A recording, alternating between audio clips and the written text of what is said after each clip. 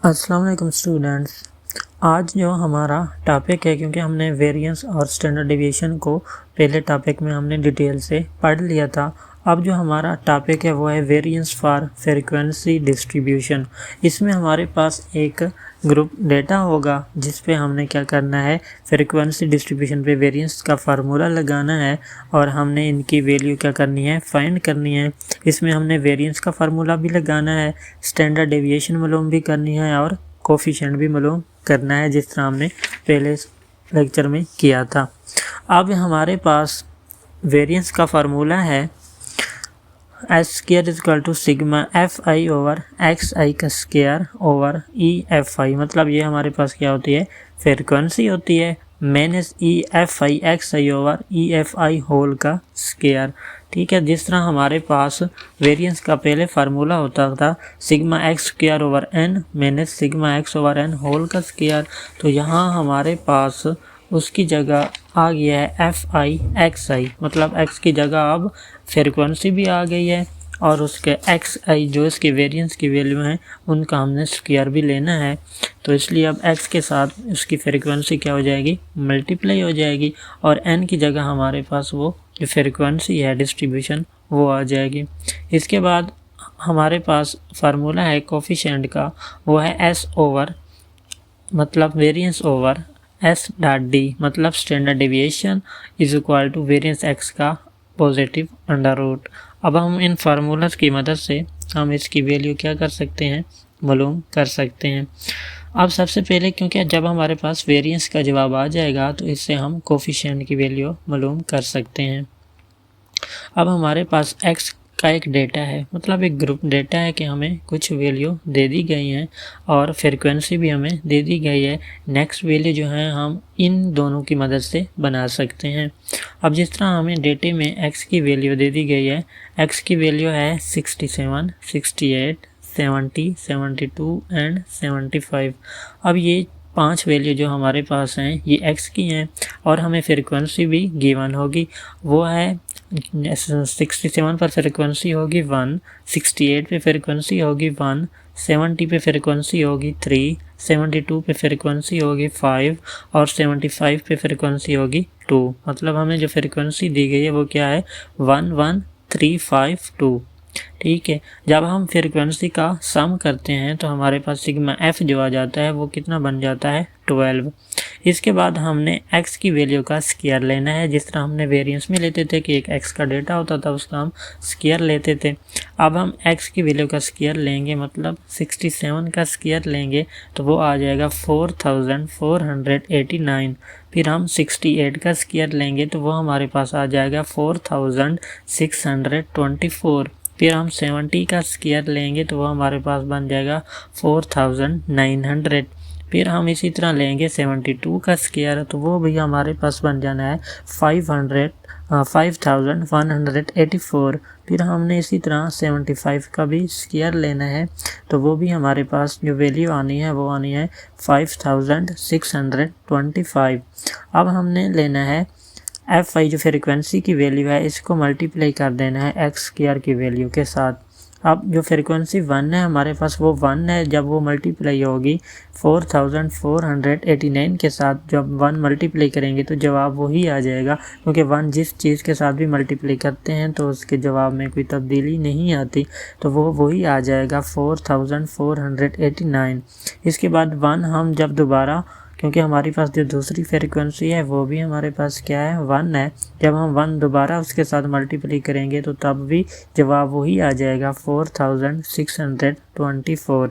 इसके बाद हमारे पास जो तीसरी फ्रीक्वेंसी है वो है 3 और हमारे पास जो एक्स स्क्वायर की वैल्यू है वो है 4900। जब हम 4900 को मल्टीप्लाई करेंगे 3 के साथ तो हमारे पास जो आंसर आएगा एफ आई एक्स स्क्वायर का वो हो जाएगा 14700। इसके बाद हमारे पास जो चौथी फ्रीक्वेंसी है वो है 5। तो आप जब 5 को मल्टीप्लाई करेंगे 5184 के साथ तो हमारे पास जो एफ आई एक्स स्क्वायर का जवाब बन जाएगा वो बन जाएगा 25920। इसके बाद हमारे पास जो लास्ट फ्रीक्वेंसी है वो कितनी है, वो हमारे पास है 2। जब हम 2 को मल्टीप्लाई करेंगे एक्स स्क्वायर के साथ तो वो आ जाएगा 5625। जब इसको हम मल्टीप्लाई करते हैं 2 के साथ तो हमारे पास कितना जवाब आ जाता है 11,250। ठीक है, अब जो हमारे पास टोटल डिस्ट्रीब्यूशन फ्रीक्वेंसी है इसका हम सम ले लेंगे।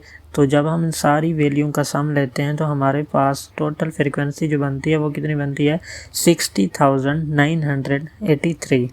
ठीक है, अब हमने क्या करना है, अब हमने जो फ्रीक्वेंसी है उसको मल्टीप्लाई करना है एक्स की वैल्यू के साथ जो गिवन डेटे में थी।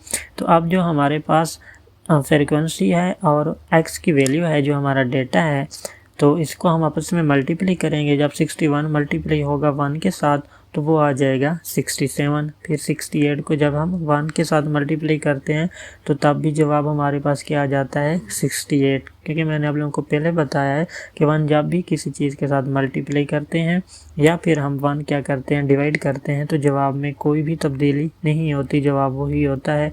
तो अब जब हम 70 को मल्टीप्लाई करेंगे 3 के साथ तो ये हमारे पास आ जाएगा 210।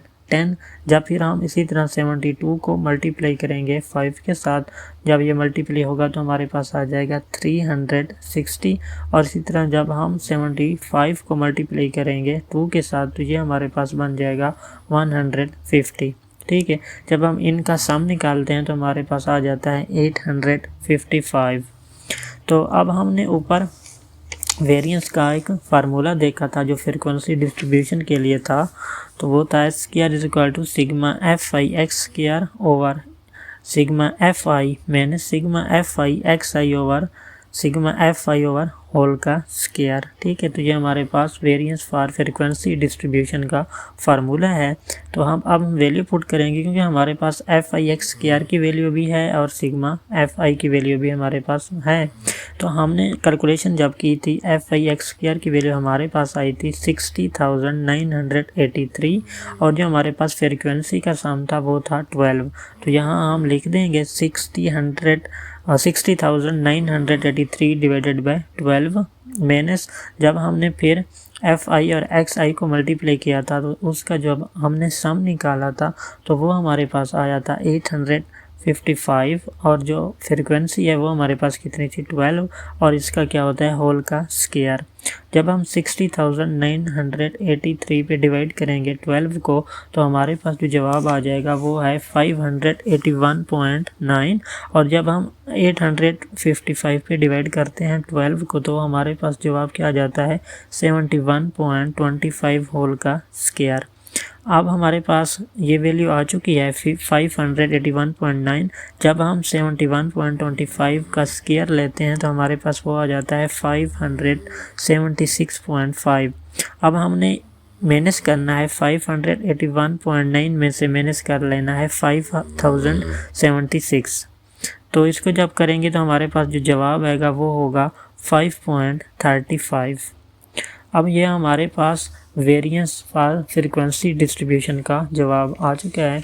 अब हम जानते हैं कि हमारे पास जब हम वेरिएंस निकालते हैं तो वेरिएंस का फार्मूला हमें ऊपर दे दिया गया था कि वो हमारे पास क्या आता है, वो था variance over standard deviation is equal to variance का अंडर रूट। ठीक है, तो वो हमारा जो जवाब था वेरिएंस का वो कितना आया है 5.35। तो इसका हम क्या लेंगे अंडर रूट ले लेंगे जो पर हमें फार्मूले में दिखाया गया है।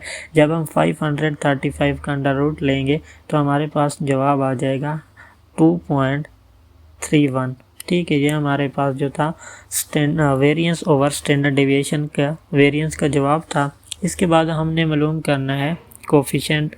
अब कोफिशिएंट मालूम करने के लिए हमारे पास जो फार्मूला है वो है स्टैंडर्ड डेविएशन ओवर वेरिएंस। ठीक है, अब मल्टीप्लाई बाय 100। अब स्टैंडर्ड डेविएशन का जवाब तो हमारे पास आ गया है 31। अब हमने मालूम करना है उसके जो वेरिएंस का फार्मूला है वो वेरिएंस का FI/XI ओवर FI, मतलब जो हमारे पास फ्रिक्वेंसी है डिस्ट्रीब्यूशन, इस पे हमने उसकी फ्रिक्वेंसी को डिवाइड कर देना है तो हमारे पास जवाब आ जाएगा। तो अब हमारे पास FI/XI का जवाब कितना था 855, और जो हमारे पास फ्रिक्वेंसी का हमने सम किया था वो कितना था 12 है। अब नीचे स्टेप में देखें कि कोफिशिएंट जो वेरिएशन है 2.31 divided by 855 over 12 multiply by 100। तो अब इसमें देखें 2.31 ओवर, जब हम 855 पे 12 डिवाइड करते हैं तो हमारे पास आ जाता है 71.25 मल्टीप्लाई बाय 100। जब हम 2.31 पे डिवाइड कर देते हैं 71.25 को तो वो हमारे पास आ जाता है 0.032, और हम जब मल्टीप्लाई करते हैं 100 के साथ तो हमारे पास कोफिशिएंट ऑफ वेरिएशन जो है वो आ जाता है 3.24।